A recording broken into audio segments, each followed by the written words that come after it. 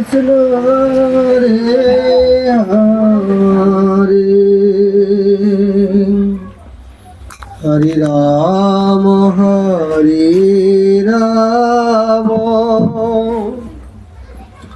রাম রাম ঠিক করে দেবো বুঝছো?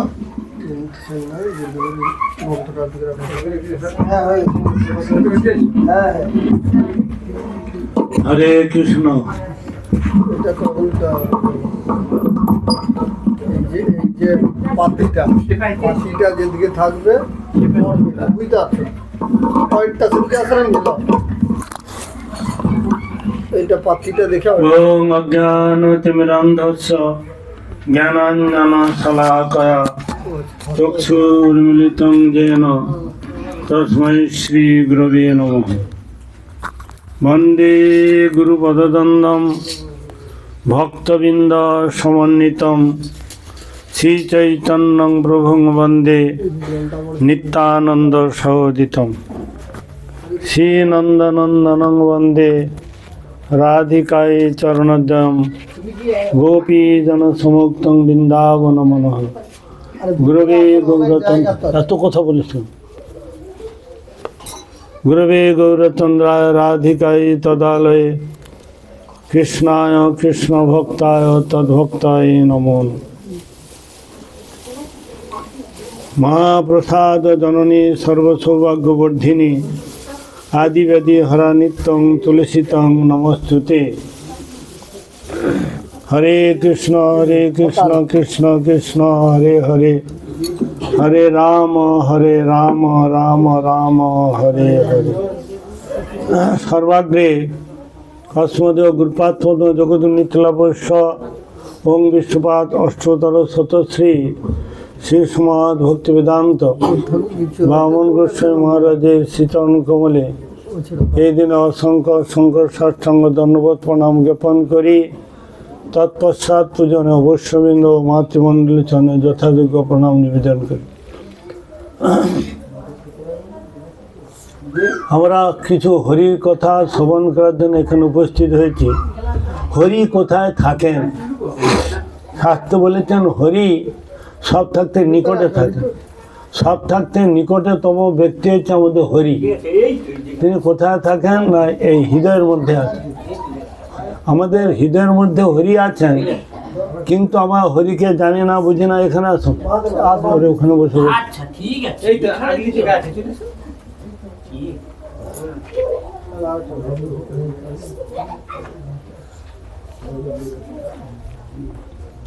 সেই হরিকে জানতে হবে। সব থাকতে নিকটতম ব্যক্তির যে হরি আমাদের হৃদয়ে আছে, তিনি কীরকম খান, কি দেখেন, কি ব্যাপার, তিনি কীটা পছন্দ করে আমরা জানি না। হরি একমাত্র হরি কথায় তিনি সন্তুষ্ট। নিজের কথা নিজে শুনতে তিনি খুব ভালোবাসেন। এই জন্য শাস্ত্রে তিনি বলছেন যে হরিনাম ছাড়া গতি নাই, গতি নাই, গতি নাই।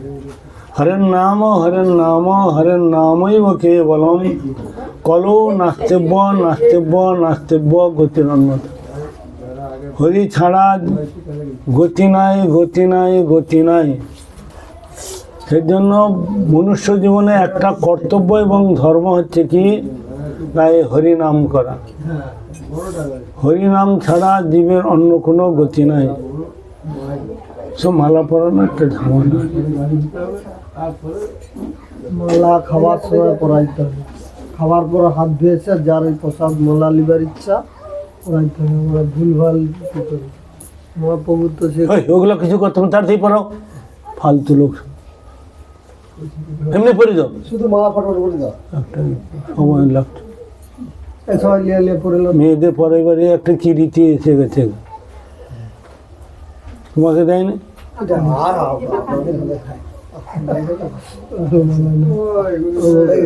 সময় নষ্ট হয়ে গেল, ফালতু।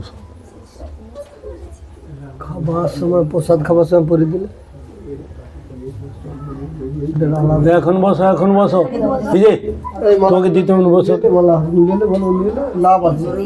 মালাটা নিয়ে এলে না, পরে দিয়ে দিবে।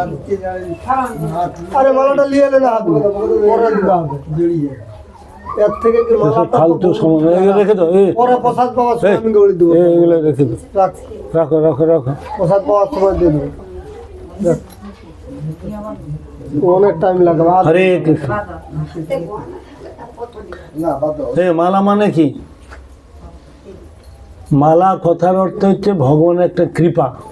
মালা, মালা মানে এগুলো ভগবান যখন 125 বছর এই জগতে লীলা করে তিনি যখন গোলক বৃন্দাবনে যাচ্ছেন, তখন উদ্ধব বলছেন, প্রভু আপনি চলে যাচ্ছেন, আপনার সঙ্গে তো তিনি কান্নাকাটি করছেন, আমি থেকে গেলে এখানে আমাকে মায়া ধরবে। ভগবান বলছেন, দেখো আমি কাজ হয়ে গেছে, আমি চলে যাচ্ছি, তোমার কিছু কাজ বাকি আছে, এই জগতে প্রচার করার জন্য তোমাকে থাকতে হবে। মহাপ্রভু বাণী, ভগবানের রাধা গোবিন্দের বাণী, এই জন্য তুমি থাকবে। তখন উদ্ধব বলছেন, আমাকে তো মায়া ধরবে প্রভু, আমাকে তো মায়া ধরবে, আমি কিনে থাকবো। তখন ভগবান ভাগবত একটা শ্লোক বলছেন কি না, মায়াং জয় মহি, শ্লোকটা হচ্ছে যে লাস্টে তার মনে আছে না, যে মায়াং জয় মহি, আমার যদি মালা বস্ত্র ধূপ দীপ প্রসাদ কেউ যদি কৃপা করে শ্রদ্ধার সহিত গ্রহণ করে, তাহলে সে মায়াকে তাকে টাচ করবে না, স্পর্শ করবে না।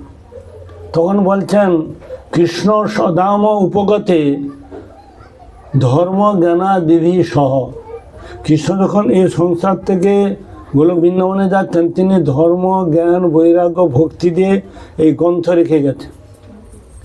এই গ্রন্থকে কেউ যদি আশ্রয় করে, এটা হচ্ছে কালভেট, পুল, একে আশ্রয় করে আমরা ভব সমুদ্র পার হতে পারো। হ্যাঁ, তয়াপক গন্ধ অহংকার চর্চিতা উচ্ছিষ্ট ভোজন দাসা স্তব মায়াং জয়ী মহি। এখন শ্লোকটা মনে হয়, আমার উচ্ছিষ্ট যে প্রসাদ ধূপ দীপ মালা সবটাই আমার কৃপা বলে জানো। কেউ যদি শ্রদ্ধার সহিত গ্রহণ করে, তাহলে তাকে মায়া টাচ করতে পারবে। এই জন্য একটা মালা পরা, মালা মানে ভগবানের একটা কৃপা। জগতের লোক বিয়ের সময় একবার মালা পরে, কিন্তু সেটা ভগবানের প্রসাদী মালা নয়, এটা ভগবানকে দিয়ে তার কৃপা স্বরূপ এটা নিয়েছে। এই চন্দনটা দিবে, ওই যে আলাদা যে চন্দন করা আছে, চাইলেও হবে না, কইলেও নেই, এলে গোটা দেশে রড চুপ কর, তুই মাঝখানে কথা বলিস, মাঝখানে তুমি বলো, আমি তাহলে বসছি, তুমি বলো, চুপ করো। যেটা বলতে যাবো শোনো, এই যে চন্দনটা, এটা কই বাটিটা, চন্দন আছে না, তিলক গোপী চন্দন দেখা যাচ্ছে গোপী চন্দন, ওই যে ওইটা দাও বাটিটা। শোনো, এইটা জগতের লোককে দিলে কিন্তু কোনো ফল হবে না, কোনো লাভ নেই। এইটা প্রসাদী চন্দন অল্প হলেও ওইটা দিবেন, ওইটা ভগবানকে দেওয়া হচ্ছে, ওইটা আশীর্বাদ স্বরূপ। আর এটা কোনো শুধু একটা লোক দেখানো। আমরা সবসময় লাভ চাইবো, আমরা কেউ ক্ষতি চাইবো না, আমাদের মঙ্গল হোক সবাই চাইবো। এটা তো কোনো ভগবানকে দেওয়া হয়নি, যেইটা দেওয়া হয়েছে অল্প হলেও ওইটা একটু একটু করে জল মিশিয়ে বরং অল্প অল্প দিবে, ওইটা আমাদের মঙ্গল হবে। এটা দেখি এই সমস্ত দেশে ঘরে এই সমস্ত, আমাদের মঠ মন্দিরে এগুলো হয় না। প্রভু অনেকে মনে করে এটা ভগবান, চন্দনটা আছে ভগবানের জন্য, ওইটা ভক্তদের জন্য। অনেকে ওটা কে বলে কি ফালতু কথা মনে করে নেয়নি না, সবটা ভগবানের কৃপা। এই যে মালাটা আমি ভাগবতে পড়িয়েছি, এইটা পড়লে তার মঙ্গল, ভাগবতে স্পর্শ করিয়েছি, এইটাই জগতের, আমরা সবসময় তার ভালো চাইব। তো এই চন্দনটা তো ভগবানকে দেওয়া হয়নি, এইটা পরে লাভটা কি, লোক দেখানো, এটা ওইটাই দিবেন। আমি ওই জন্য বলছি, ওইটা আরেকটু হলে, ওইটা অল্প অল্প হলেও ওখানে জল মিশে ওইটাই দেবেন। এমনি স্পর্শ করে দিলে 3টা 4টা করে দিতে হবে না, একটা এদিকে একটা ওদিকে একটা দিলেই হবে। এটা শিখো, জগতের লোক সব উল্টাপাল্টা করে। এখানে ওই সব চন্দন দিবে, ধরো 2000 লোক আছে, একটু চন্দন ঘষতে কী হয়, তার সঙ্গে বরং ওটা মিশিয়ে দিতে পারো, তবু চলে, কিন্তু শুধু এইটা দেওয়া যাবে না। আবার বৈষ্ণবদের যে ওটা দেওয়া যায় না, বৈষ্ণব চন্দন কোনো, শোনো, কাউকে দেওয়ার পর যদি ওইটা বৈষ্ণবকে দিলে তার কি হয়, সে কি তার ক্ষমতা কমে যায় নাকি? মালাটা আমি পরার পর কেউ যদি পরে, সেটাকে তো মালার গুণ কমে না, এটা ভালো করে জানো। ভগবানের একটা কৃপা, একটা মালা 10 জনকে স্পর্শ করানো যাবে, তাতে তার কোনো গুণ বা ক্ষতি, কোনো লাভ কিছু হয় না। এগুলা শিখতে হবে তো আমাদের। মালাটা আমি পরেছি, তারপর যদি কোনো বৈষ্ণবকে দেওয়া যায়, সিনিয়র জুনিয়র বলে যাচ্ছে, মালার কোনো দিন ইয়ে হয় না। কিছু বোঝা গেল? মালার গুণ কোনো দিন কমে না। একটা মালা 10 জনকে স্পর্শ করা যাবে, তাতে কিছু ক্ষতি নেই। কিন্তু কনিষ্ঠ জনের কাছ থেকে উত্তম জন ও কনিষ্ঠ মধ্যমে ভগবানের ক্ষেত্রে ধরো নবদ্বীপে আমাদের 100-150 লোক আছে, আমি তাহলে সিনিয়রকে খুঁজবো কোথায়? সিনিয়র খুঁজবো কি? একদিনের ছোট বড় দীক্ষা নিয়েছে ওগুলো খুঁজে প্রথম সিনিয়রকে দিয়ে একসাথেও সবাইকে দিত, ছেলেকে মেয়েকে দীক্ষিত সবাইকে দিত। এটা হচ্ছে নিয়ম। যেখানে 1000 লোক আছে কি 500 লোক আছে 200 লোক আছে, সেখানে শুধু সিনিয়র একজনকে দেওয়ার পর সবাইকে দিত। সে শুধু খুঁজবে কোথায় আছে কোথায় আছে। আর আমাদের মধ্যে একটা দোষ কি, এক ধার থেকে প্রদীপটা দিচ্ছে একজনকে, না না আমি সিনিয়র, ওকে দাও, ও বলে তাকে দাও। এসব ফাজলামো করা, প্রদীপকে অসম্মান করা, এগুলো ভালো করে জানো। একজনকে দেওয়ার পর সব সিনিয়র ব্যক্তিকে না, ওই সমস্ত সিনিয়র কোথাও খুঁজবো, সবাই এক জায়গায় থাকে না। আর যে সবাইকে তো ওখানে ভক্তগুলো শোনো, মনে করতো। একটা সবার মধ্যে একজনকে দেওয়ার পর একসাথে সবাইকে দেওয়া যাবে। সে খুঁজবে কে 2 দিন আগে, সবাই জানো কদিন একদিন আগে গুরু চরণ আশ্রয় করেছে, একদিন পরে করেছে, এরকম খোঁজা যায় না। এগুলো ভক্তির পর না, এগুলো ভক্তি না। যারা জানে না, মূর্খের দল, তারা এই সমস্ত কথা বলে। একসাথে সবাইকে দেওয়া যায়। কে কথা বলছে কে? হ্যাঁ, কে কথা বলছে কে? চুপ কর চুপ কর। তাহলে এখানে আসো, আমি ওখানে যাবো। মেয়েদের একটা স্বভাব খারাপ, সে করবেই, কি বলে মহিলা মহল বসাবেই, চুপচাপ শুনতে পারে না। নিতাই গৌর প্রমাণ। এই জন্য মেয়েদেরকে বলা হয় পাপী জন্ম। এদের ভক্তি বেশি, কিন্তু এদেরকে পাপী জন্ম এই জন্য বলে। শ্রীমদ্ ভাগবত গীতায় 9ম অধ্যায়ের 32 নম্বর শ্লোক, 9ম অধ্যায় 32 নম্বর শ্লোকে মেয়েদের বেশি। বেহুলার জন্য লক্ষিন্দর উদ্ধার হলো, তারপর সাবিত্রীর জন্য সত্যবান উদ্ধার হলো, গোপীদের জন্য গোবরা উদ্ধার হলো, যাজ্ঞিক ব্রাহ্মণীদের জন্য ব্রাহ্মণ্য উদ্ধার হলো। কিন্তু এদেরকে পাপী জন্ম বলা হয়েছে কেন? শ্লোকটা কি? মাং হি পার্থ ব্যবস্থিত হি পাপ জনয় স্ত্রী বৈশ্য শূদ্রা জাতি জান্তিং পরাঙ্গতিম।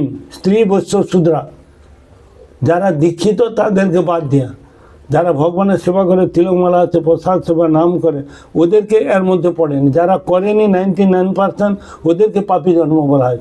ওরাও যদি ভগবানের সেবা করে নাম করে জানতেন পড়া, তাদেরও উদ্ধগতি ভগবানের ধামে গতি হবে। কেন পাপী জন্ম বলা হলো? কেন বলো তো, কেন পাপী জন্ম বলা হলো? ছেলেরা এনে দেয় আর মেয়েরা সব কিছু কাটে, তেলে ভাজে, খেতে দেয় আর নিজেরা খায়। এই জন্য এরা পাপী বেশি। এরা কিছু বোঝা গেল? মাছ হোক, যে কোনো সবজি হোক, কাটে কারা, এর মধ্যে তো প্রাণ আছে, ওরা তো ভগবানকে দেয়নি। মাছ হোক বলো, যে কোনো প্রাণী, আলু হোক, ওরা কাটে, কেটে তেলে আচ্ছা করে ভাজে, ভেজে সবাইকে খেতে দিবে, আবার নিজে খাবে। ছেলেরা যে আনে তার জন্য পাপ আছে, কিন্তু পাপ পরিমাণ কম বেশি আছে, 4 আনা 6 আনা, ওদের বেশি কেন? এই কারণ। একটা সবজি কাটছে, তার মধ্যে একটা পোকা বাস করছে, সেটা হয়ে গেল। এমনি তো যে কোনো প্রাণীকে, এই যে সবার মধ্যে প্রাণ আছে, শাকের মধ্যেও প্রাণ আছে, আছে কিনা? আলুর মধ্যে প্রাণ আছে কিনা? আমরা যেহেতু ভগবানকে অফারিং করি, নিবেদন করি, যার জন্য আমাদের সে পাপটা লাগে না। কিন্তু জগতের লোক যা কিছু খায় ভগবানকে দেয়, তারা অমধ্য কুমধ্য খায়, দিবে কী করে? তাদের নিজেদের মধ্যে তো আছে, ভয় আছে যে আমি পাপ কাজ করছি, আমি কী করে দেবো। এই জন্য এদেরকে পাপী জন্ম বলা হয়েছে। বাংলা বোঝা গেল কি বললাম?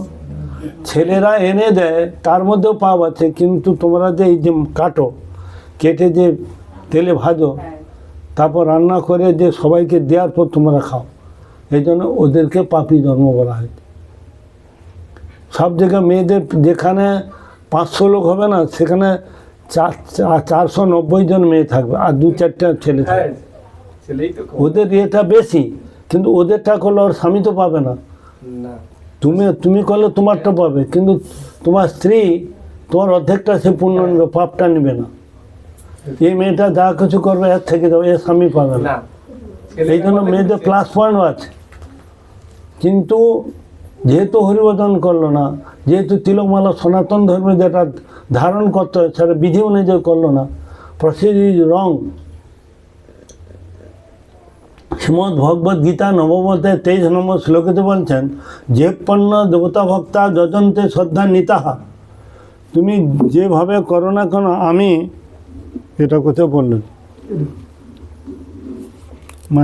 এখানে, হ্যাঁ, শ্রদ্ধা নিতাহা।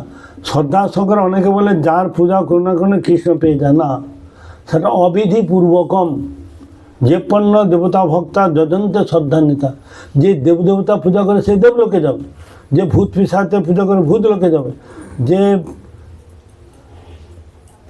মানুষের পিতামাতার সেবা করলে পিতৃলোকে যাবে, দেবতার সেবা করলে দেবলোকে যাবে, যে যার পূজা করবে সেই লোকে যাবে, সে কোনোদিন কৃষ্ণ লোকে যেতে পারবে না। এইটা হচ্ছে বিধিটা, যে রং।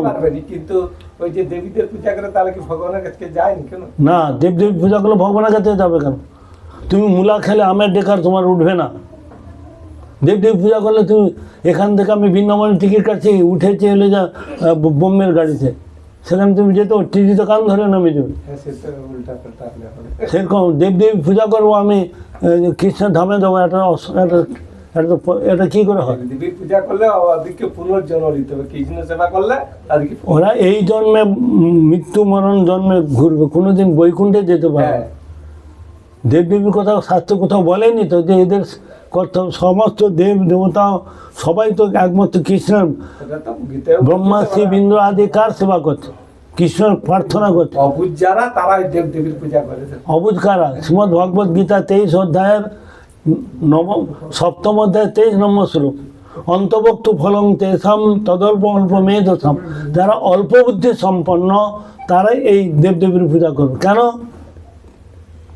20 নম্বর শ্লোকে তো বললেন, কি বললেন না, কামস্তস্ত হিতে জ্ঞানা প্রপদ্যন্তে অন্য দেবতা। কামনা বাসনার দ্বারা পরিচালিত হয়ে আধিকারিক দেবদেবতা উপাসনা করে তারা দুঃখ পায়, কষ্ট পায়, এই জগতে থাকে। তাদের জন্য লবণান্তে পান্তা ফুরিয়ে যায়। দ্বিতীয় লাইনে বললেন, দেবান দেবদেব জানতি মদ ভক্তা জানতি মা মপি। আমার ভক্তগণ আমার ধামে যায়, চিরশান্তি চিরসুখ পায়, আর তাদের মাতৃগর্ভে আসতে হয় না, মাতৃস্তন পান করতে হয় না। একমাত্র ভগবানের সেবা করলেই তার মুক্তি, শান্তি, উদ্ধার। এছাড়া ভগবান কৃষ্ণকে বাদ দিয়ে যারা করবে তাদের বৃথা ফল। বিষ্ণু তত্ত্বকে ভক্তি করতে হবে। তত্ত্বটা বিষ্ণু তত্ত্বের জন্য বলা আছে, ভক্তিটা বিষ্ণুকে করতে বলেছে। ভক্তিটা কোনো দেবদেবীতে পক্ষে ভক্তি শব্দ লাগে না। ভক্তির এবেনং নয়তি, ভক্তির এবেনং দর্শয়তি, ভক্তি বস পুরুষ, ভক্তির এব ভূয়সী। ভক্তি ছাড়া ভগবানকে কাছে যাওয়া যায় না, ভক্তি ছাড়া তাকে পাওয়া যায় না, দেখা যায় না, তার কৃপা লাভ হয় না। ভক্তি একমাত্র মূলধন পাওয়ার উপায়, আর দ্বিতীয় কোনো পন্থা নেই। আমি ব্লাড দান করলাম, কন্যা দান করলাম, তীর্থ পর্যটন করলাম, 7 বার গঙ্গা স্নান করলাম, ফল খেয়ে থাকলাম, দুধ খেয়ে থাকলাম, ভগবান তাদেরকে কোনোদিন কৃপা করবেন নাহি। প্রেম সে মিলে নন্দ লালা। ভক্তি ছাড়া ভগবানকে জয় করা যাবে না, মৃত্যু জয় করা যাবে না, ভগবান তার পূজাই গ্রহণ করবে না। সবার পূজা ভগবান নেবে না। এই জন্য 4 প্রকারের লোক ভগবানের ভজন করে না। কারা?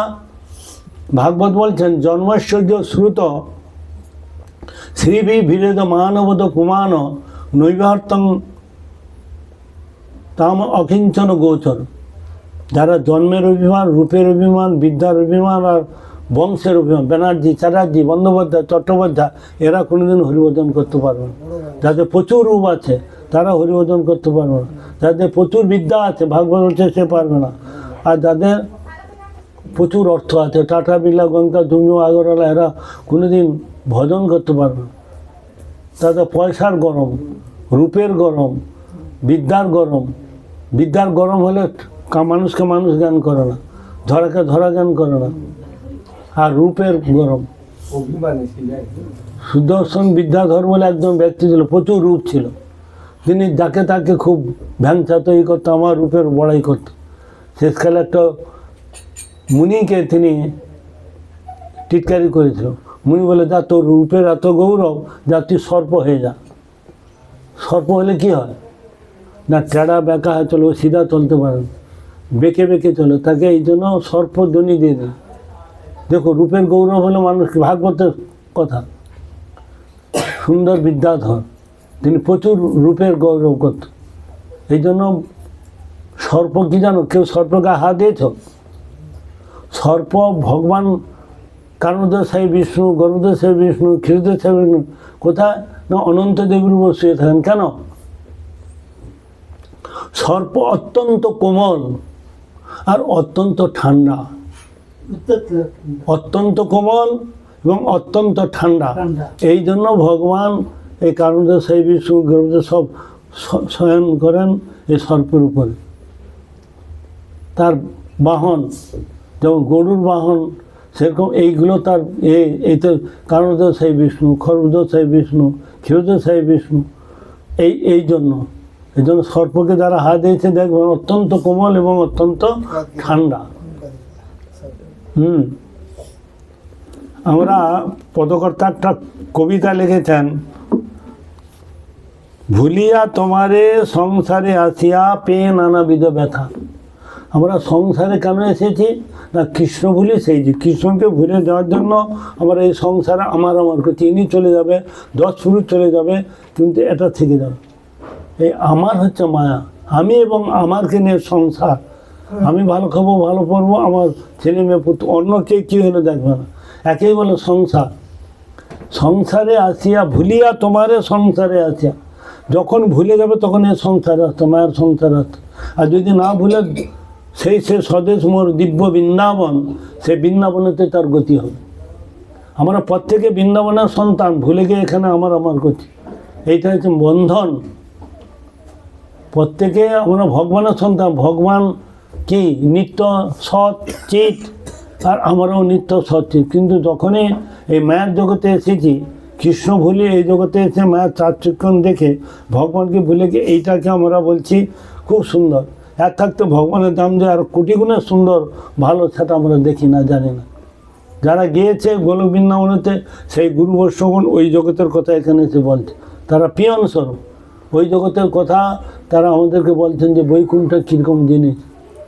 সেখানে কোনো হিংসা, ঈর্ষা, মাশ্চর্য, ভুল বোঝাবুঝি, শুধু গোবিন্দের সেবা ছাড়া অন্য কিছু নাই।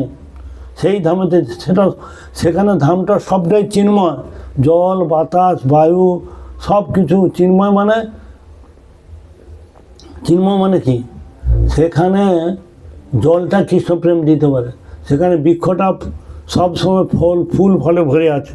এখানে সিজনে একবার ফুল দেবে, ওখানে ফুল মালা হয়ে আছে, কৃষ্ণ এনে তার গলা পরিয়ে দিচ্ছে। ওখানে তো ফুল সবসময় কৃষ্ণ আসবে, তার জন্য ফুল আছে। জল, বায়ু সবটাই চিন্ময়, সবটাই কৃষ্ণপ্রেম দিতে সমর্থবান। এই জন্য সেখানে যাওয়ার কথা বলছে। আমাদের ওইখানে যে যেতে হয় প্রত্যেকে। এখানে আমাদের যে করছি, এখানে কোনো সুখ বলে জিনিস নেই। এখানে শুধু দুঃখ, দুঃখ আর দুঃখ। এখনো সংসারে পড়িয়া মানব না পায় দুঃখের রসে, সাধু সঙ্গ করি হরি ভজে যদি। এই জন্য সাধুর কথা বলা আছে। কর্মী, জ্ঞানী, যোগী, ভোগী, সহজিয়া, ব্রাহ্মণ, ক্ষত্রিয়, বৈশ্য কথা বলা হয়। সাধু মানে সদ্ভাবে, সাধুভাবে চ প্রসিদ্ধতে প্রযোজ্যতে, সৎচিন্তা, সদ্ভাবনা, সদ্বস্তু হইতে গোবিন্দ, তাকে আশ্রয় করে যিনি আছে। সাধু মানে এই নয় কপালে তিলক আছে, গলায় মালা আছে, গেরুয়া বসন পরছে, আর ডান হাতে হরিনাম করছে, বাম হাতে ঝালমুড়ি খাচ্ছে, দাঁড়িয়ে দাঁড়িয়ে পেশাব করছে। কিছু বোঝা গেল? তাকে সাধু বলা যাবে না, তাকে সাধু বলা যাবে না। সাধুর আচরণে তাকে করতে হবে, সৎ বস্তু, সৎ চিন্তা ভাবনা নিয়ে থাকবে। ভারত সেবাশ্রম, রামকৃষ্ণ মিশন দেখতে গেরুয়া বসন, লোক ওদেরকে সাধু বলে, গৌরমঠকে লোককে তত করে না। সাধুকে সাধু বলতে হবে, অসাধুকে অসাধু বলতে হবে, না হলে অপরাধ হয়ে যাবে। যে যেমন তাকে তেমনই বলতে হবে। সাধুকে সাধু বলতে হবে, অসাধুকে অসাধু বলতে হবে। সবকে সমান করলে হবে না। তারা দেখতে সাধুর মতো, কিন্তু আচরণে কিছু নেই। তাদের আহার বিহার আরাধনা শাস্ত্রের সঙ্গে কোনো মিল নেই। তারা যোগের কথা বলে, রামকৃষ্ণের যে কি যোগ আছে না, সুষুম্না নাড়ি, পিহে নাড়ি, এ যোগ ও যোগ, এই সমস্ত কথা। ওরা শাস্ত্রের কথা বলবে না, ভগবানের কথা বলবে না। আর গৌড়ীয় মঠ ভগবান ছাড়া অন্য কিছু আজে বাজে কথা বলে না, তারা শাস্ত্রের কথা বলবে। গীতা, ভাগবত, বেদ, বেদান্ত, উপনিষদ, পুরাণ, মহাভারত, রামায়ণ এদের কথা বলেন। এগুলো বললে জগতের কল্যাণ হবে, মঙ্গল হবে। শ্রবণ করলে শ্রবণং মঙ্গলং, শ্রবণ করলেই আমাদের মঙ্গল হবে। যে শ্রবণ করবে তার আত্মবল চিৎবল হবে। আত্মবল চিৎবল না থাকার কারণে এই যে এতদিন শুনলাম, কি একটা কথা বলতে পারবে? কী বলছে বুঝতে পার? এই যে 4 দিন এতগুলো মহারাজ ধরে কথা বললো, একটা লোক একটা কিছু কথা বলতে পারবে? কেন বলতে পারে না? বলতে কে পারবে? হাত তুলুন তো, যে আমি এই 4 দিনে 2 মিনিট আমি বলতে পারবো।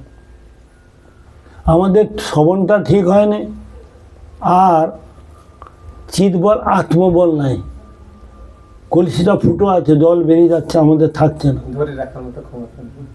এই জন্য এই প্রচুর পরিমাণে হরিকথা শুনতে হবে শ্রদ্ধার সহিত।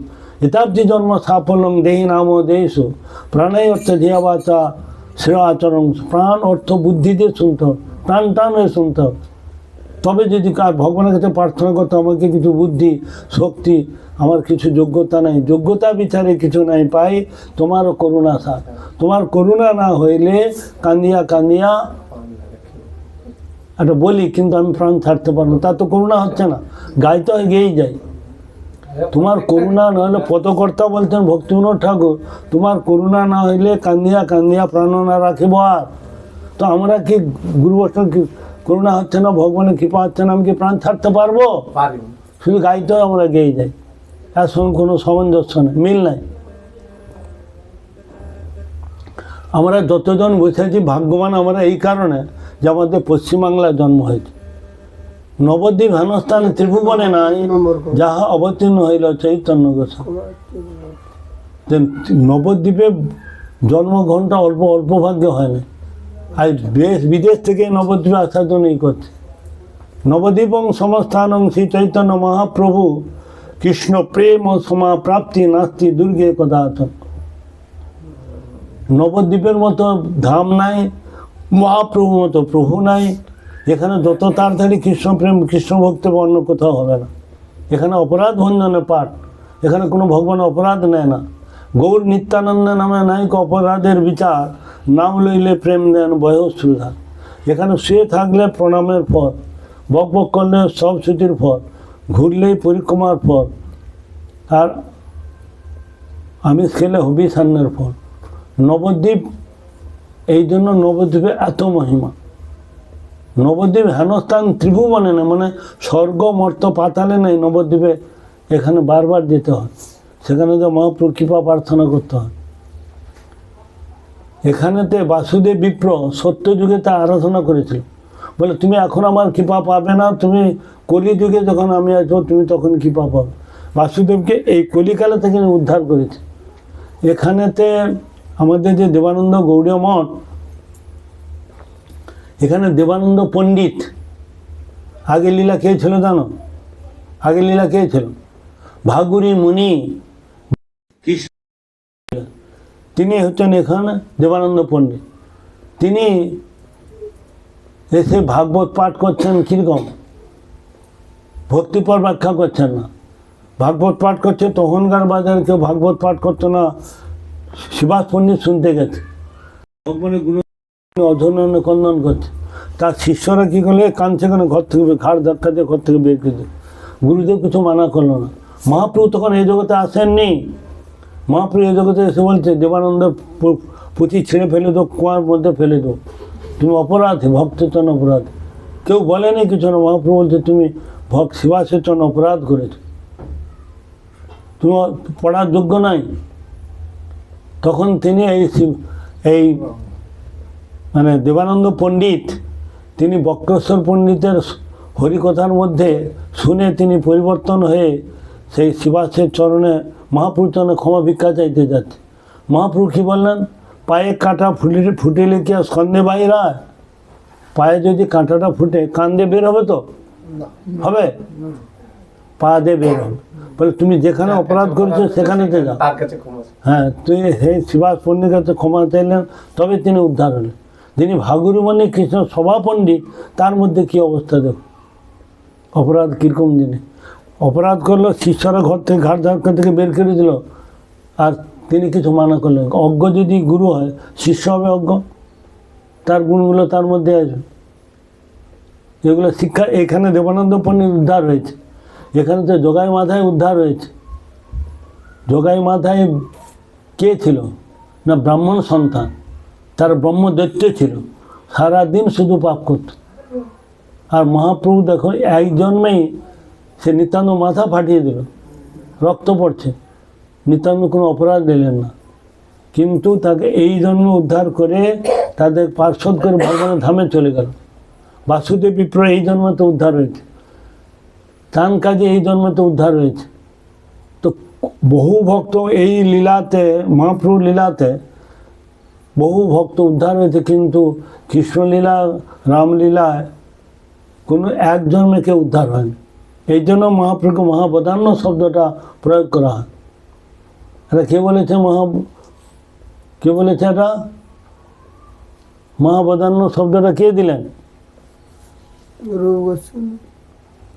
রূপ গোস্বামী পাদ। রূপ গোস্বামী পাদ সব করছে, গোস্বামীগণ অন্যতম গোস্বামী। রাম অবতারে তো রাবণ উদ্ধার হলো, কে? রাবণকে তো উদ্ধার করলো রামচন্দ্র। ওই জন্ম হচ্ছে কি? ওই জন্ম হয় না, পরে জন্ম উদ্ধার হয়েছে।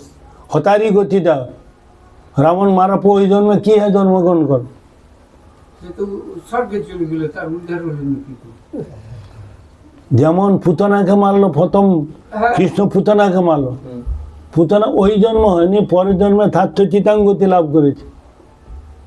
কংসকে তো কংস ওই জন্ম উদ্ধার, কংস কালনেমি ছিল, সেই পরের জন্ম উদ্ধার, সেই হচ্ছে তান কাজী। কংস হয়েছে তান কাজী, কাজী ওই জন্মে উদ্ধার হয়নি, পরের জন্মে এসে তো উদ্ধার হয়েছে।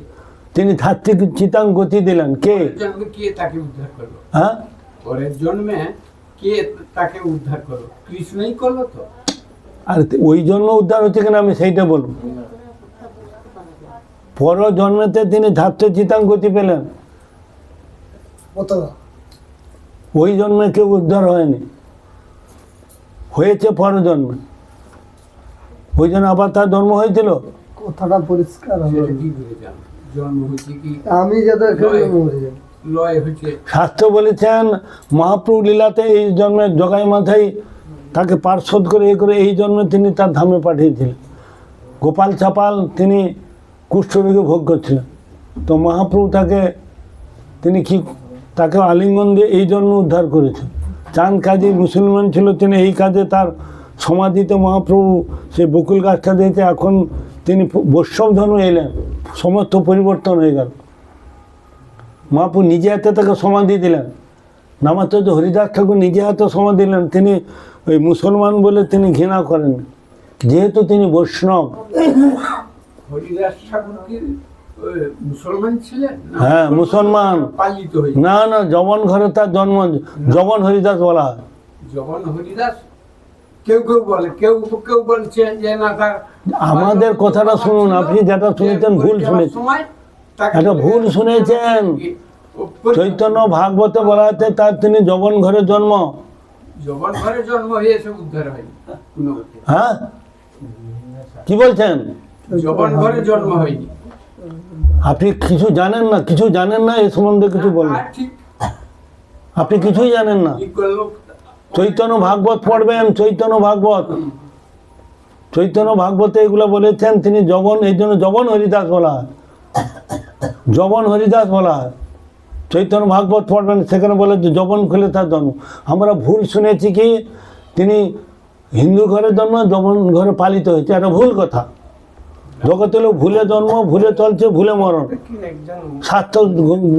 স্বাস্থ্য তো একদম ধারে পাশে যায় না। লোকের মুখে শুনেছে এই সমস্ত। জগতে লোক খুব পণ্ডিত বলে মনে করে। জগাই মাতার বাবার নাম কি ছিল জানো তো? এইটা উদ্ধার হয়ে যাবে, জগন্নাথের বাবার নাম বলে, হরিনাম করবে না, শুধু বুড়া কথা বলে এই সমস্ত। শাস্ত্রে যেটা বলেছে সেটা শুনতে। শাস্ত্র পড়েছেন, চৈতন্য ভাগবত পড়বেন, তিনি জবন কুলে এসেছেন, এই জন্য জবন হরিদাস বলা হয়। তিনি জবন কুলে এসেও তিনি কিন্তু হরিনাম করতেন, তিনি নমাজ পড়েন, যার জন্য তাকে 22 বাজারে প্রহার করা হলো। 22 বাজারে প্রহার করলো, তার কিছু হলো? একটা বাজারে মানুষকে মারলে মানুষ বাঁচে? সমস্ত মহাপ্রভু অঙ্গে গিয়ে লাগলো। সমস্ত মহাপ্রভু অঙ্গে গিয়ে লাগলো, তার কিছু হলো। ভগবান বলছেন শ্রীমদ্ ভগবদ্ গীতায় নবম অধ্যায়ের 31 নম্বর শ্লোক, ক্ষিপ্রং ভবতি ধর্মাত্মা সসংশান্তি নিগচ্ছতি কন্তেহ প্রতি জানামি নমে ভক্ত প্রণশ্যতি। ভক্তের কোনোদিন বিনাশ হবে না। ভগবান বলছেন প্রতিজ্ঞা তব গোবিন্দ, শ্লোকটা বলো, প্রতিজ্ঞা তব গোবিন্দ নমে ভক্ত প্রণশ্যতি ইতি সংস্কৃত তং ধারাম্যম। এটা জানা আছে? তা জানা থাকবে কেন? কোনো পূজা পাঠ করো নি তো তুমি, তবু এটা জানা আছে? প্রতিজ্ঞা তব গোবিন্দ নমে ভক্ত প্রণশ্যতি ইতি সংস্কৃত তং ধারাম্য। প্রতিজ্ঞা করে ভগবান তো ভক্ত কোনোদিন বিনাশ। এ শ্লোকটা জানা আছে? কিছু পূজা পাঠ করে না, শুধু বৈষ্ণব বলে পরিচয়। এটা প্রতিদিন করতে হবে আমাদেরকে, প্রতিদিন। যারা দীক্ষিত লোক তারা ক্ষমা মন্ত্র বলতে, ক্ষমা মন্ত্র মধ্যে এগুলো আছে। তারা পাঠ করেনি, পূজা করেনি, তারা এই কথা বলে।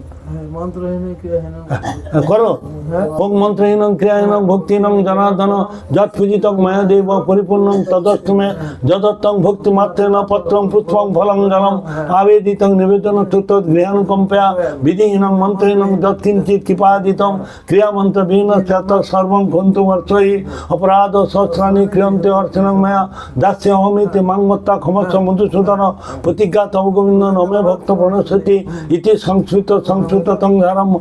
এগুলো করতে হবে, নাহলে তার পূজা পাঠ হয় না।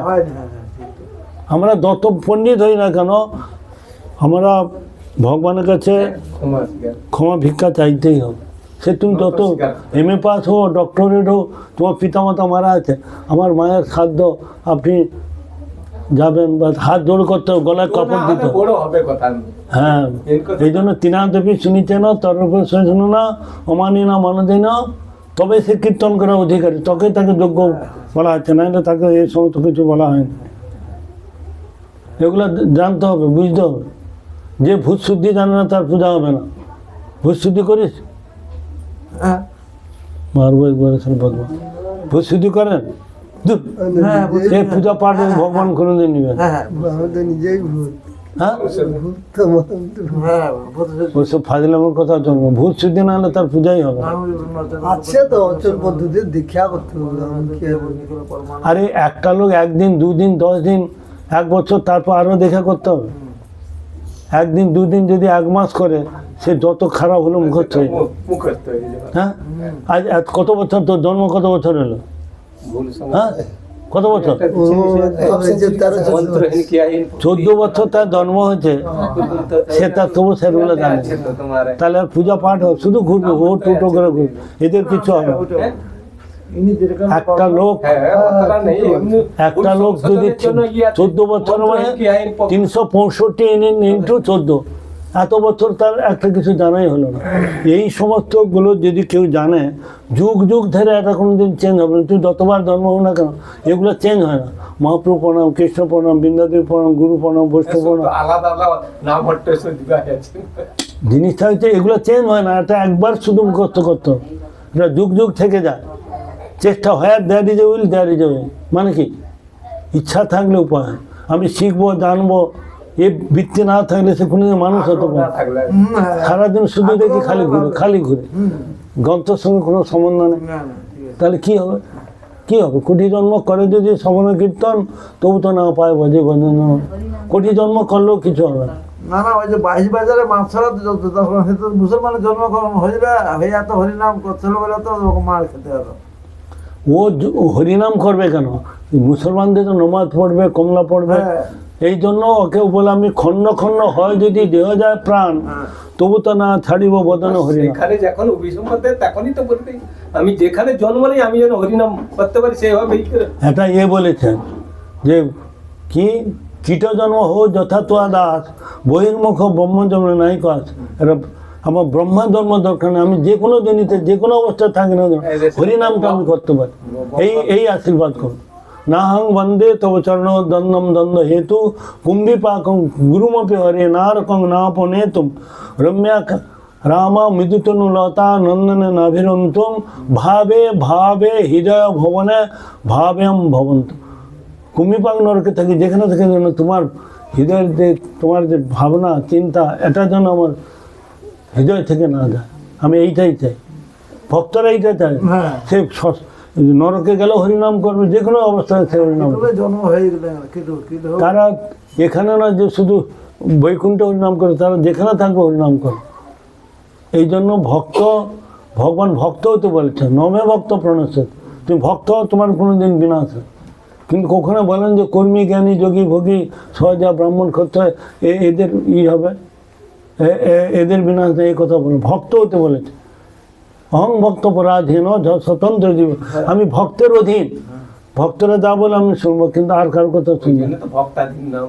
হ্যাঁ, এই জন্য ভক্তাধীন নাম, ভক্ত হতে বলছে। সেখানে কর্মী জ্ঞানী যোগী ভোগী সহজা এ সমস্ত বললে হবে না। ভক্তের কোনোদিন বিনাশ, আমি তাকে রক্ষা করি। প্রহ্লাদকে তার পিতা কত রকম শশা করে পৃথিবীর রাজা, কত রকম মারার জন্য চেষ্টা করলো, শেষকালে প্রহ্লাদের জন্য তার পিতা এই সংসার থেকে চলে যেতে হবে। আগুনের মধ্যে ফেলে দিয়ে কিছুই হলো না। আগুনে মানুষ বাঁচায়, তো বিশাল আগুন জ্বালো, বিষ খাওয়ালো, তাকে 6 মাস কারাগারে রাখলো, কত রকম অত্যাচার করেছে। খাম্বার মধ্যে ভগবান থাকে, আমি বলে খাম্বা থেকে বেরোবে? ভক্তের কথা রাখার জন্য। হ্যাঁ, শাস্ত্রে একটা শ্লোক আছে কি যে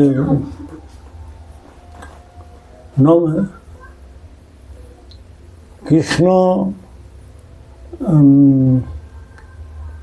ভক্তকে রক্ষা করার জন্য, ভক্ত বাক্যকে রক্ষা করার জন্য ভগবান খাম্বা থেকে নাহলে ভক্তকে কেউ বিশ্বাস করবে না, কথা শুনবে না। ভক্তের কথা তো সেখানে না হলে মিথ্যা হয়ে যাবে। না, মিথ্যা হয়ে গেলে তাহলে ভগবান মিথ্যাবাদী হয়ে যাবে। এই জন্য তিনি খাম্বা থেকে প্রকটিত হলেন। তিনি দেখতে পাচ্ছেন খাম্বার মধ্যে ভগবানকে, কিন্তু হিরণ্যকশিপু দেখতে পাচ্ছে না।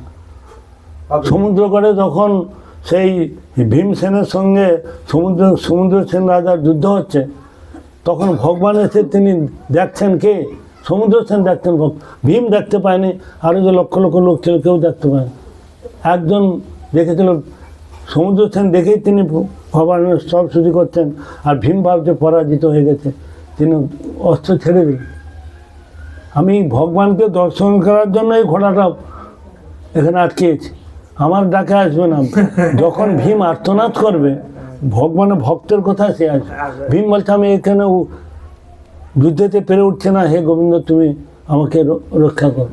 সেই গোবিন্দ এসেছে, উনি দেখতে পায়নি, দেখলো সেই ভীমসেন। শাস্ত্র বলা আছে সবাই ভগবানকে দেখতে পাবে না। আঁখি দেখে সুবিশাল চিন্ময় ভবন, মায়া কৃপা করি জাল উঠায় যখন, আঁখি দেখে সুবিশাল চিন্ময় ভবন, সেই দেখতে পাবে। সবাই দেখতে পাবে না ভগবানকে। আমরা এমন কোনো পুণ্য কাজ করিনি যে জননী জঠরে ছিলাম যখন বিষম বন্ধন পাশে, একবার প্রভু দেখা দিয়ে মোরে বঞ্চিল এ দিন দাস। এটা কে বলছেন? পদকর্তা ভক্তিবিনোদ ঠাকুর বলছে, তাকে দর্শন দিয়েছে। আমরা এমন কোনো সাধন ভজন করিনি যে মাতৃগর্ভে তুমি ভগবানকে দর্শন পাও। পেয়েছিল পরীক্ষিত মহারাজ, তিনি সেই উত্তরা গর্ভে যখন অশ্বত্থামা সেই ব্রহ্মাস্ত্র বাণ মেরেছিল, তখন ভগবান অনু হয়ে সেই গর্ভটাকে মধ্যে প্রবেশ করছে, তাকে আবরণ করে রেখেছিল। আর তখন ভগবানকে দেখেছিল কে? পরীক্ষিত মহারাজ। বেরিয়ে এসে দেখছে সে ওই লোকটা কই, এই জন্য তার নাম হয়েছে পরীক্ষিত। এই পরীক্ষা করেছিল যে সেই প্রভুটা কোথায়, এই জন্য তার নাম হয়েছে পরীক্ষিত। সেটা সবাই সৌভাগ্য না। আমাদের এমন কেউ নাই যে আমি পরীক্ষিত মহারাজ বা সেই ভক্তিবিনোদ ঠাকুর হয়েছি। সেইটা আমি এখন একটু পড়বো বলেছি। এখানে বলছে, ভুলিয়া তোমারে সংসারে আসিয়া পেয়ে নানাবিধে ব্যথা। এখানে দুঃখ কষ্ট ছাড়া এই সংসারে সুখ বলে কিছু নেই। আপনারা যারা বসেছেন হাত তুলুন তো, যে আমরা সুখে আছি। বলুন, কে সুখে আছে? হাত তুলুন।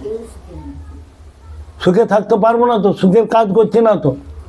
ভগবান একমাত্র বলছে, আমাকে আশ্রয় ছাড়া, আমার নাম ছাড়া, সেবা ছাড়া একটা কেউ সুখে থাক। সবাই সুখ চায়, দুঃখটা চলে যায়। কেউ মরতে চায় না, বেঁচে থাকতে চায়। প্রত্যেকটা প্রাণী, জীব জন্তু, গাছপালা থেকে আরম্ভ করে প্রত্যেকে সুখ চায়, দুঃখটা চলে যাক। সবাই মরতে চায় না, বেঁচে চায়। মরিতে চাই না আমি সুন্দর ভবনে, মানবের মাঝে আমি বাঁচি করে। বাঁচবো কী জন্য? আমরা বাঁচবো কী জন্য? কৃষ্ণ ভজন যারা করলো না, তাদের বাঁচা মরা সব সমান, জীবন মৃত এই সব। এই জন্য মহাপ্রভু বলছেন, জীব জাগো গোরা থানব। আমরা সব মৃত। বেঁচে থাকা মৃত। হ্যাঁ, জীবিত তো নেহ যৎকর্মণ ধর্মায়ণ বিরাগায় কল্পতে নতীর্থ পাদ সেবাই জীবন মৃত এইসব। জীবিত অবস্থা তাকে মৃত বলা হচ্ছে কেন না, সে ভগবানকে বাদ দিয়ে তিনি যে জীবিতকে একে জীবিত বলেন। আমরা সবাই মৃতর দল। আমাদের এই যারা বসে আছে এদের একটাও জন্ম হয়, এদের কি হয়নি? তাহলে এগুলো কি বসে আছে? এগুলো সব দেবতা বসে আছে। জন্ম তখনই হবে যদি সদ্গুরু চরণাশ্রয় করে, হরিনাম হরিভজন করে, সেদিন থেকে তাকে জন্ম। এ বলছে কেন 14 বছর হয়েছে, এ আমার কাছে এগুলো শিখেছে। আমি বকে বকে একটা মানুষ, আর বয়স কি 14? না, ওইটা ওইটা ওইটা বয়স না, ওই সেই জন্য বলছে এদের এখনো জন্ম হয়নি। প্রভুর বয়স কত কত? আমার এই এরা দীক্ষা নিয়েছে 38 বছর। 38? হ্যাঁ, 38। এই 38 বছর ইনার বয়স, এই 70 বছর বললে হবে না। এইটা যেদিন থেকে হরিনাম করে ভগবানের চরণে আত্মসমর্পণ করেছে, ভগবানের সেবা পূজা করছে, তখন থেকে হিসাব ধরা।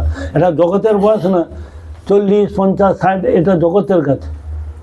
কিন্তু ওইটা আমাদের শাস্ত্র অনুযায়ী ধরা হয়।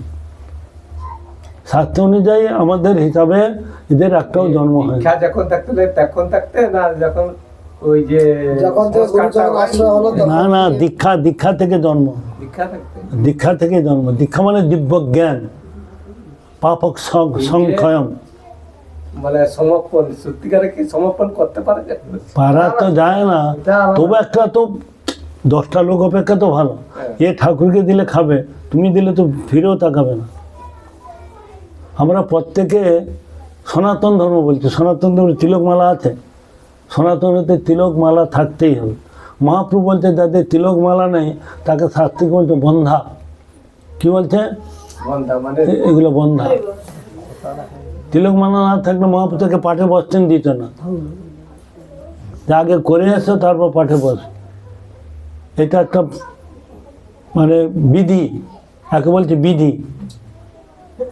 তুমি তিলক করে আয়নাতে দেখো মুখটা, আর তিলক ছাড়া মুখটা দেখো, কোনটা ভালো হয়? ভগবান এইগুলো শুভ দৃষ্টি করো প্রভু জগতের। তিনি আমাকে দেখবেন, আমি ভগবানকে দেখবো না। আমি ভগবানকে দেখতে গেলে ইট কাঠ পাথর বলে মনে হয়। ঠাকুরকে দেখি ইটের না, শরীরের ঠাকুরের অঙ্গ তো অত্যন্ত কোমল, আর যখন হাত দিচ্ছে ও শক্ত, তাহলে স্বাস্থ্যের সঙ্গে মিলছে। এই জন্য মহাপ্রভু সেই জগন্নাথকে দর্শন করতেন কত দূরে, সেই গরুর স্তম্ভের পিছন থেকে। আর সামনে গেলে তো আমরা ইট কাঠ পাথর বুদ্ধি করি, আর জগতের লোক যে তাকে আলিঙ্গন করে। আমাকে একজন এসে বলছে আমি আলিঙ্গন করেছি প্রভু, আমার জীবন সার্থক হয়ে গেছে। তার মতো দুর্ভাগা আর কেউ না। যারা আলিঙ্গন করেছে তারা তো এই হাতে পায়খানা পেশাব কত নোংরা কাজ করেছি, আর এই হাতটা পরব্রহ্মকে লাগানো যায়। তার নিচে 1 লক্ষ নারায়ণ শিলা, তারপরে জগন্নাথ জগন্নাথ। এই জন্য মহাপ্রভু জগৎকে দেখিয়েছে দূর থেকে দর্শন করো, সেইটা হচ্ছে দর্শন। আর আমাদের বদ্ধজীব তাকে আলিঙ্গন করতে যায়, টাকা দিলে পান্নারা আলিঙ্গন করতে। এইটা ঠিক না। মহাপ্রভু বিচার নিতে একটা গৌড়মঠ ছাড়া অন্য শুদ্ধ বিচার অন্য কেউ জানে না, করেও না, পালন করে না।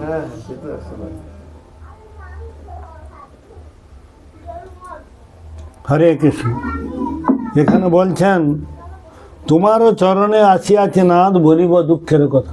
পদকর্তা বলছে তোমার চরণে আমার দুঃখের কথাগুলো জানাবো। দুঃখের কথা কি? জননী জঠরে ছিলাম যখন বিষম বন্ধন পাশে, একবার প্রভু দেখা দিয়া মোরে বঞ্চিলে এ দিন দাস। জননী জঠরে যখন ছিলাম তখন পাটা উপর দিকে, মাথাটা নিচের দিকে ছিল, বন্ধন ছিল একটা ব্লাডের। জননী জঠরে ছিলাম যখন বিষম বন্ধন পাশে 5টা বাঁধা, একবার প্রভু দেখা দিয়া মোরে, একবার দেখা দিয়েছে বঞ্চিলে। তিনি ভক্তিবিনোদ ঠাকুর, ভক্তি ভগীরথ 7ম গোস্বামী, তিনাকে দর্শন দিয়েছে। আমাদের এমন সৌভাগ্য না। এটা পাঠে সবাই বলে সবাইকে দর্শন পায়, ফাজলামো কথা নেই। তুমি কি সাধারণ ভোজন করেছো, তোমাকে ভগবান দর্শন দিবে? সারা জীবন ঠাকুর পূজা করে দেখতে পাইনি, খাওয়াইতে পারেনি। এই যে নামদেব বামদেব তখনও ভাবিনু জন্ম পাইয়া করিব ভজন তব। আমরা প্রতিজ্ঞা করেছি জন্ম পেয়ে প্রভু এখানে মা যদি ঝাল খায় কষ্ট, সে তার কষ্ট হয়, কৃমিকির দংশন করে, তিতো খেলে, ঝাল খেলে, লবণ খেলে কোমল অঙ্গ তখন কষ্ট পায়। তখন প্রভু এখানে আমাকে তাড়াতাড়ি বের করে দাও, আমি গিয়ে তোমার ভজন করব। ব্যাসদেবের ছেলের নাম কি জানো? ব্যাসদেবের ছেলের নাম সুখদেব। সুখদেব। হ্যাঁ সুখদেব মায়ের নাম কি? সুখদেব মায়ের নাম কি? মনে আসছে কি বিটিকা, মনে থাকে জানো? টিকা ঠিক। সুখদেব তার মায়ের গর্ভ কতদিন ছিল? 16 বছর হ্যাঁ, বিভিন্ন 16 বৎসর। 16 বৎসর একটা মাথায় গর্ভ ছিল। ব্যাসদেব বলছেন যে কে ভিতরে আছে তুমি বেরিয়ে আসো। তখন সে ভিতর থেকে বলছে যে মায়া যে সরাতে পারবে আমি তখন বেরোবো। বলছে আমি বলছি মায়া সরে যাবে, তুমি বেরিয়ে আসো। সুখদেব তার ছেলে হয়ে বলছেন তুমি তো নিজে মায়ের মধ্যে পড়ে আছো, তোমার স্ত্রী কষ্ট হচ্ছে বলে তুমি বলছো আমি মায়া, তুমি নিজের মায়ের মধ্যে পড়ে আছো, তুমি আমাকে কি সরাবে? একমাত্র গোবিন্দ যদি এসে বলে তবে হবে। তখন ব্যাসদেব গোবিন্দ আরাধনা করে, গোবিন্দ বলছেন 1 মিনিটে যেন আমি মায়া সরাতে পারি। ওই 1 মিনিটের মধ্যে তিনি বেরিয়ে তিনি দৌড়ে দৌড়ে চলে যাচ্ছেন জঙ্গলেতে। কি বলতে বলতে জং প্রপদন্তং মনুপেতং উপেত কীর্তং দৈপায়ন বেহরা জহাব পুত্রে তিতমে তয়া তর্বদিনেদু সদা দুষ্টং হৃদয়ং মুনিমানতস্মি। হা পুত্র পুত্র করে পিছনে তিনি দৌড়াচ্ছেন। কে? ব্যাসদেব। আর তিনি দৌড়াচ্ছেন পিছনে। আর তখন অপ্সরাগণ একটা সরোবরেতে তারা জলকেলি করছে। আর নারদ ঋষিকে দেখে এই মানে সুখদেব চলে গেল, কিছু হলো না, ব্যাসদেবকে দেখে তারা এসে বস্ত্র পড়ছে। বলে কি বাবা, আমি তো তোমাদের পিতার সমান, আর এই বাচ্চা ছেলেটা চলে গেল তোমার সঙ্গে, তখন তো কেউ কিছু কর। বলে তুমি পিতা হলো, তোমার মধ্যে এইটা ছেলে একটা মেয়ে, তোমার মধ্যে মায়া আছে, ও বাচ্চা ছেলের মধ্যে কোনো মায়া। তিনি লজ্জা পেয়ে গেলেন তখন। ব্যাসদেব দেখো আমাকে কীরকম হয়। বলে তোমার মধ্যে তো বুদ্ধি আছে, এটা মেয়ে, একটা ছেলে, একটা গরু, একটা ছাগল, ওর মধ্যে সেটা কোনো বোধ নেই। তখন তিনি গিয়ে ওই যে গর্ভে থেকে যে তিনি হরিকথা শুনেছেন, এইটা তিনি লোক খুঁজছেন, সেই লোকটা কোথায়। তখন তিনি এই যারা কাঠুরেরে ছিল, তখন শ্যাম বরা পীড়াবি রামং নিগত তিলকং কুণ্ডলকান্ত গণ্যং কঞ্জাক্ষং কম্বুগণ্যং সাদরে নস্তবেনম শ্যামং শান্তং রবিকরবসনং ভূষিতং বৈজান্তা বৃন্দাবনস্থং যুবতী শতবিত্তম ব্রহ্ম গোপাল বেশ। এইসব ভাগবতের শ্লোক, ভগবানের নামরূপ গুণ লীলা। কস্তুরী তিলকং ললাট পটলে বক্ষস্থলে চ কৌস্তুভং নাসাগ্রে বরমুক্তিকং কঙ্করম হরিচন্দনং সুললিতং কণ্ঠে চ মুক্তাবলী গোপশ্রী পরিবেষ্টিত গোপাল চূড়ামণি। এগুলো ভগবানের নামরূপ গুণ লীলা। এইগুলো শুনেছেন বলে তখন যারা কাঠুরিয়ারা যেত, ব্যাসদেব এই সমস্ত শ্লোক কিছু সুরে দিয়ে তিনি বলার জন্য পাঠিয়ে দিলেন। এইগুলো শুনে তখন সুখ পক্ষী তিনি বলছেন, সুখদেব গোস্বামী বলছেন যে কুমার ব্রহ্মচারী, তিনি বলছেন এইটা কোথায় গেলে আমি পাবো? তখন আমাদের গুরুদেব আছে, তার কাছে আসো। তিনি তার কাছে এসে ব্যাসদেব কাছে ভাগবত শুনলেন। পরবর্তীকালে তিনি কাকে বললেন? সুখদেব গোস্বামীকে বললেন। প্রথম অধিবেশন হয়েছিল বদ্রিকাশ্রম। কে নারদ আর ব্যাস, তারপর হচ্ছিল সুখ আর পরীক্ষিত, তারপর হলো সুত গোস্বামী এবং সৌনকাদি মুনিগণ, 3টা অধিবেশন হয়েছিল। এটা হচ্ছে সুকোত্তর মজফরনগর ইউপি। প্রথম হচ্ছে বদ্রিকাশ্রম। কিন্তু আমরা প্রথম অধিবেশন কীটা বলা হয়? হ্যাঁ, প্রথম হচ্ছে গোকর্ণ ধুন্ধুকারী। গোকর্ণ ধুন্ধুকারীটা আমাদের ভাগবতে ওইটাকে ধরা হয় না, ওটা অনেক আগের ঘটনা। এখানে 3টা অধিবেশন হয়েছিল, বদ্রিকাশ্রম, সুকোত্তর, তার আগে এগুলা না তার আগে পরে এগুলো হয়েছে। এই জন্য গোকর্ণ ধুন্ধুকারী, এটা হচ্ছে পদ্মপুরাণের আচ্ছা, এটা হচ্ছে ভাগবতের মাহাত্ম্য। শ্রীমদ্ ভাগবতের মাহাত্ম্য হচ্ছে গোকর্ণ ধূমদেবের কাহিনী। আর ওইটা হচ্ছে পদ্মপুরাণ থেকে এসেছে ভাগবতের মাহাত্ম্যটা। গোকর্ণ ধুন্ধুকারের কাহিনীটা কোথাকার? পদ্মপুরাণ থেকে ভাগবতের কাহিনী এসেছে। তার ওটা সত্যযুগের ঘটনা। হ্যাঁ, সেটা অনেক আগের ঘটনা। সেইটার সঙ্গে এটা নাই, এই অধিবেশন ধরা হয় না। এটা দাপরে অনেকে বলে ভূত পিশাচ বলে কিছু নাই, কিন্তু সে ধুন্ধুকারে কি হয়েছিল? ভূত পিশাচ কত রকম রূপ ধারণ করে, কখনো মেঘ, কখনো মহিষ, কখনো গরু, কখনো কিছু, ওরা বিভিন্ন রূপ চেঞ্জ করতে পারে। ভূত বলে বলা আছে। তাহলে ভূত পিশাচ বলে যে নাই, কিন্তু ভাগবত বলছে না আছে। ওইটা তো দেখা যদি আত্মঘাতী হয়ে মারে তবে সে হবে। সবাই ভূত হয় না। ব্রাহ্মণরা সবাইকে ভূত বানায়। ব্রাহ্মণরা যে মরে গেল প্রত্যেকে কি ভূত বানিয়ে তাকে কি দিবে? পিণ্ডদান করে। কি মন্ত্র বলে? এতে প্রেত তর্পণকালে ভবন্তি হ, এই শ্লোকটা বলবে। তাকে সবাইকে, যারা আছে সবাইকে ওরা ভূত বানাবে। ভূত বানিয়ে তাদেরকে কি করবে? পিণ্ডদান করে। তিল, কলা, ফুল, জব টব মাখিয়ে, আতপ চাল মাখিয়ে এইভাবে দেবে। এইভাবে দেওয়া মানে অশ্রদ্ধা, অকল্যাণ, তার কোনোদিন উদ্ধার হবে না। সেই ব্রাহ্মণকে বলতে, এটা যে আমি বাবাকে দিয়াচ্ছ, তুমি খাবে? বাবা জীবিত অবস্থা খেয়েছে, আমি খেতে পারবো? এটা আমাদেরকে নরক যাওয়ার জন্য ব্যবস্থা করে। শাস্ত্রে এরকম কোনো কথা নেই। স্বর্গে যাবে ব্রাহ্মণটা। হ্যাঁ, ব্রাহ্মণটা বলছে এটাই স্বর্গে যাবে। না, শাস্ত্রে বলা তো মহাপ্রসাদ দেওয়ার কথা বলা আছে। এটা খাবার বলছে। আচ্ছা, নৈমি সাধ্য যেটা করে ওটা কি শাস্ত্রে আছে? নৈমিষারণ্য না, এতে ওই যে গয়া পিণ্ড দিতে যায়, গয়ার পিণ্ড তো। আরে গয়া পিণ্ড দিয়েছিল কে? মহাপ্রভু দিয়েছিল। তো মহাপ্রভু হাতে থাকা পিণ্ড ছিল না, অমৃত হয়ে গেছে, সব লুফে লুফে খাচ্ছে। কিন্তু তোমার তো কেউ খাবে কি? সীতা দেবী বালির পিণ্ড দিয়েছিল দশরথকে। ক্ষুধা লাগছে, ছেলেরা গেছে ফল আনতে, তুমি একটু দেরি করো বাবা। বলে না, এখনই তো আমার খুব ক্ষুধা লাগে। সীতা দেবীর হাতে ওটা বালি ছিল না, ওটা অমৃত হয়ে গেছিল। বালি খায়নি কে? দশরথ। খেয়ে সেটা হাতে তো অমৃত হয়ে গেছে। সীতা দেবী সাধারণ কোনো মেয়ে না। সে ধরাকে মানে করতুম অকর্তুম অন্যথা করতুম সয়েব ঈশ্বর, এটা তার ক্ষেত্রে দিয়েছিল ঠিক, কিন্তু সেটা বালি ছিল না। মহাপ্রভু হাতে দিয়েছিলেন যেটা, সেটা লোক দেখানো, লোককে বঞ্চনা করার জন্য, কর্মী, জ্ঞানী, যোগী, ভোগী এদের জন্য। ভক্তরা বলছেন, গোকর্ণ ধুন্ধুকারী উপাখ্যানতে বলছেন, ধুন্ধুকারী বলছেন, কোটিবার যদি তুমি গয়াতে পিণ্ডদান করো আমি উদ্ধার হবো না। এটা বলেছে কিনা?